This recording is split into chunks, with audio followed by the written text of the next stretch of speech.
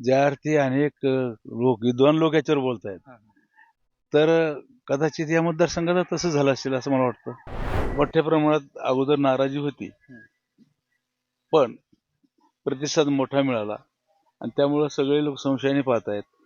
तर मला सुद्धा असं वाटतं की मला एवढे कमी मतं मिळायलाच नकोत. लाखाच्या पुढे मिळायला पाहिजेत.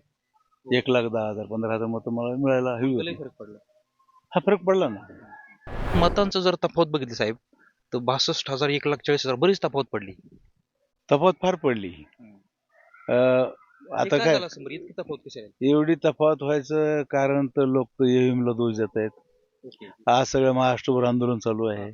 तुमच्या मनात आहे का शंका? पुण्यामध्ये लोक उपोषणाला बसलेले आहेत. तुमच्या मनात पण ज्या अर्थी अनेक विद्वान लोक याच्यावर बोलतायत, तर कदाचित या मतदारसंघात तसं झालं असेल असं मला वाटतं.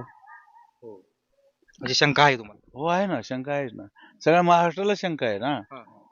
म्हणजे आजपर्यंत 1947 सालापासून एका पक्षाला एवढ्या मोठ्या प्रमाणात प्रतिसाद मिळण्याची पहिली वेळ आणि मोठ्या प्रमाणात अगोदर नाराजी होती, पण प्रतिसाद मोठा मिळाला आणि त्यामुळे सगळे लोक संशयाने पाहतायत. तर मला सुद्धा असं वाटतं की मला एवढे कमी मतं मिळायलाच नकोत. मला साधारण लाखाच्या पुढे मिळायला पाहिजेत. 1,10,000 15,000 मतं मला मिळायला हवी होती. फरक पडला. हा फरक पडला ना. म्हणजे असं झालं ते. विद्यमान आमदार सुद्धा 22,000 वरती आहे साहेब. विद्यमान आमदारालाही मतं कमीच मिळाली. त्याच्यामध्ये त्यांच्यामुळे मत मिळाली का ह्या गोष्टीमुळे मतं पडली असतील कमी? आता त्यांचं अनुमान मला सांगता येणार नाही, परंतु त्यांना पण त्यांच्या अपेक्षेपेक्षा कमी मतं मिळाली. माझं त्यांच्यामध्ये काल परवा फोन झाला होता. ते म्हणले मला 50,000 मतं मिळायला हवी होती कमीत कमी, तर मला पण मतं मिळालीत आणि मला सुद्धा असं वाटतं याच्यामध्ये काहीतरी असू शकतं. ज्यावेळेस बाळासाहेब आजबेंनी एबी फॉर्म भरला त्या दिवशी त्यांच्या भाषणात सांगितलं की मी आणि धोंडे साहेब बसणार आहेत आणि ठरवणार आहेत. काही ठरलं होतं का ठरवायचं होतं? काही घडलंच नाही पुढं.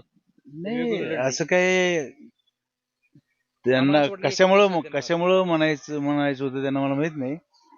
फक्त आमचे एवढे मतभेद नव्हते, त्यामुळे ते म्हणले असतील कदाचित. म्हणजे असं होतं की कदाचित तुम्ही दोघं सोबत काम करतील, तुम्ही त्यांच्यासोबत असता असं काहीतरी दिसतं. असं त्यांचा उद्देश माझ्या लक्षात आला नाही. नाही रे, नव्हते आले. त्यावेळेस त्याच्यानंतर आले नाहीत ते. त्याच्यानंतर आले नाही. तुम्ही आमच्यासोबत असं काही चर्चा झाली नाही? नाही, असं काही झालं नाही. बरं धोंडे साहेब, तुमच्याकडनं मला वाटतं प्रचाराच्या काळातच आरोप झाला की सुरेश दस यांनी पैसे घेऊन गेले ते वापसच केले नाहीत आणि ते म्हणतायत त्यांनी कुठल्याही देवावर हात ठेवावा. आता खोटं बोलणारा माणूस देवावर बी हात ठेवू शकतो, शपथा होऊ शकतो, त्याला आपण काय म्हणणार. म्हणजे आजही तुमचं म्हणणं पैसे नेले? ते तर जग जाहीरच आहे ना. ते तर जग जाहीरच आहे ना.